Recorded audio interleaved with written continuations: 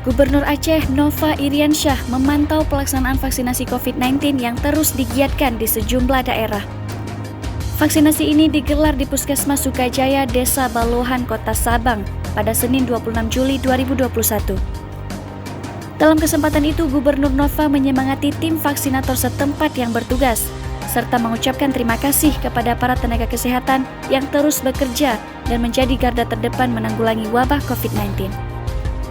Selain itu, Gubernur juga meminta agar para tenaga kesehatan selalu sabar dalam menjalankan tugasnya. Sebenarnya Sabang ini adalah destinasi favorit, cuman sementara kita sabar dulu, mudah-mudahan Sabang cepat selesai dari masalah COVID. Nah, sekarang pun saya berterima kasih kepada seluruh unsur, para pihak. Sabang termasuk yang paling rendah kasus COVID-nya.